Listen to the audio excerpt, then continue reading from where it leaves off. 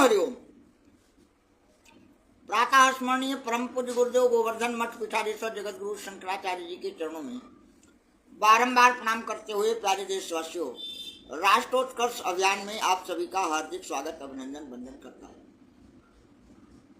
प्यारे देशवासियों, आज भारतवर्ष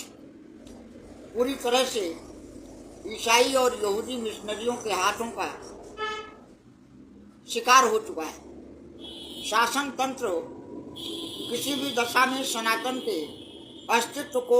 भारत में रहने नहीं देना चाहता है। इसलिए आप सभी महानुभावों का हार्दिक स्वागत अभिनंदन वंदन करता है अखंड हिंदू राष्ट्र मोर्चा,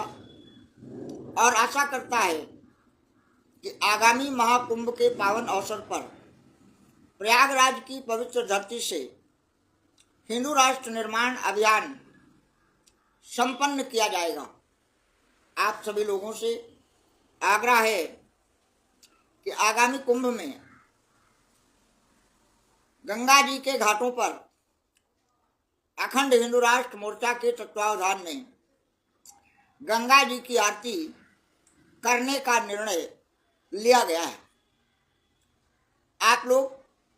अपने घरों से धूप, दीप, नैवेद्य और पुष्प साथ में लाने की कृपा करें,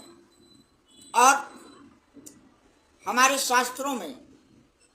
जो गंगा जी की आरती का विधान है उसके अनुसार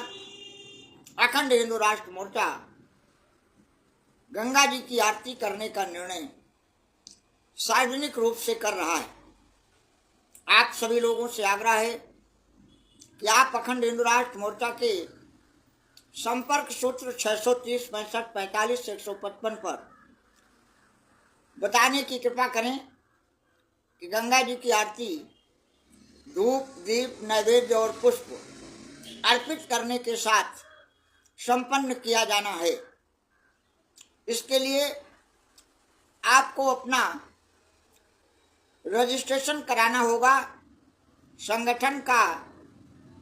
पहचान पत्र आपके पास होना अनिवार्य होगा, ताकि कार्यक्रम में किसी प्रकार का व्यवधान अराजक तत्वों के द्वारा न किया जा सके। और यह महाअभियान हिंदू राष्ट्र निर्माण की आधारशिला होगी, और सनातन सरकार का पहला कदम प्रयागराज की पावन धरती महाकुंभ के अवसर से आरंभ किया जाना निश्चित किया गया है। और सरकार से भी आग्रह है कि इस महान कार्य में प्रशासनिक अधिकारियों का हमें सहयोग मिलना चाहिए, जो हमारा संवैधानिक अधिकार है, और सनातन धर्मियों को अपनी पूजा पद्धति से अपने संस्कारों को संपूर्ण करने का अधिकार संविधान भी हमें देता है। इसलिए अखंड हिंदू राष्ट्र मोर्चा ने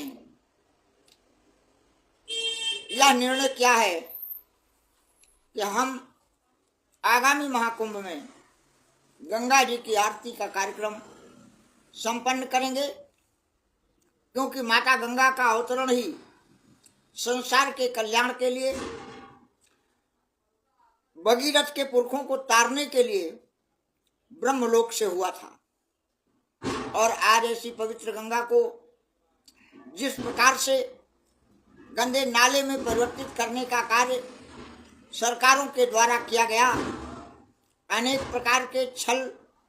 प्रपंच और षड्यंत्र करके सनातन धर्म के मान बिंदुओं पर आक्रमण करने का कार्य विधर्मियों के द्वारा किया जा रहा है, उसे किसी भी दशा में अखंड हिंदू राष्ट्र मोर्चा अब स्वीकार करने को तैयार नहीं है। इसलिए भारतवर्ष के कोने कोने से आने वाले महाकुंभ में स्नान करने वाले प्रत्येक महानुभाव से यह प्रार्थना है कि वह अपने घर से धूप, दीप, नैवेद्य और पुष्प लेकर ही महाकुंभ में पधारें। महाकुंभ के पावन अवसर पर भारत माता को, गौ माता को, सनातन धर्म, संस्कृति और संस्कार को स्थापित करने के लिए, इन मान बिंदुओं की रक्षा करने के लिए अखंड हिंदू राष्ट्र मोर्चा ने यह कार्यक्रम बनाया है। हालांकि पिछले कुंभ में भी हम लोगों ने गंगा जी की आरती स्नान ध्यान करने के बाद संपन्न किया था,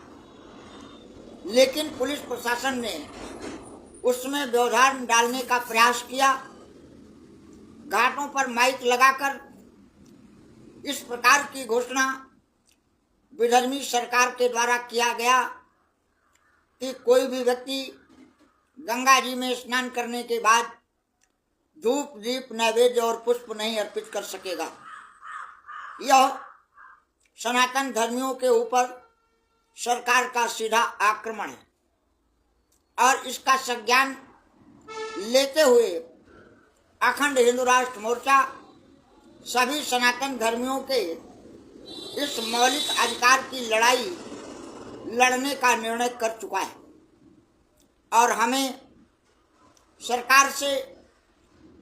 यह अपेक्षा है कि वह अगर हिंदू राष्ट्र की बात करती है, अगर हिंदू के अस्तित्व की रक्षा की बात करती है, तो हमारे इस कार्यक्रम में किसी प्रकार का व्यवधान पैदा करने का प्रश्न ही नहीं उठता है। अखंड हिंदू राष्ट्र मोर्चा के कार्यकर्ता शांति पूर्वक गंगा जी में स्नान करेंगे, धूप जलाएंगे, दीप जलाएंगे, नैवेद्य और पुष्प अर्पित करेंगे और फिर पुनः अपने निवास स्थान पर वापस आ जाएंगे। लेकिन हम सरकार के भय से गंगा जी की आरती नहीं करेंगे, अपने धर्म का पालन नहीं करेंगे, अपने संस्कारों की तिलांजलि दे देंगे, ऐसा अब भारतवर्ष की धरती पर संभव नहीं है। इसलिए अखंड हिंदू राष्ट्र मोर्चा का राष्ट्रीय अध्यक्ष होने के नाते मैं केंद्र की सरकार और प्रदेश की सरकार को अवगत करना चाहता हूं कि आगामी महाकुंभ में यह महान कार्य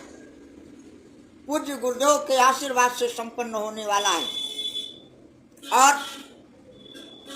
गंगा जी के अस्तित्व की लड़ाई लड़ते हुए भारतीय जनता पार्टी के कुशासन में कई लोगों को अपना बलिदान देना पड़ा, लेकिन हम अंततोगत्वा गंगा जी को नहीं बचा सके। गंगा जी में सरकार ने व्यापारिक दृष्टि से क्रूज चलाकर उसमें हड्डियां फेंकने का कार्य किया, उसमें मलमूत्र प्रवाहित करने का अवसर प्रदान किया और इसका एकमात्र उद्देश्य था कि ब्रिटेन के उच्चायुक्त सर डोमिनिक क्विच और अमेरिका के डिप्लोमेट जॉर्ज सोरोस के हाथों कठपुतली की तरह कार्य करने वाले भारत के राजनीतिक दल आज भारत के ऊपर जिस प्रकार से प्रशासन का डंडा चला रहे हैं, वह मानवीय दृष्टि से, सैद्धांतिक दृष्टि से और कानून की दृष्टि से अराजक तत्वों का प्रदर्शन है। अराजकता का प्रदर्शन करने वाले किसी भी नागरिक को सरकार का अंग नहीं कहा जा सकता, प्रशासन का अंग नहीं कहा जा सकता। कोर्ट और कानून की कुर्सी पर बैठकर भी यदि कोई सनातन धर्मियों के ऊपर आक्रमण करने का कार्य करता है तो वह हमारा शत्रु है। भारत की धरती पर हर सनातन धर्मी को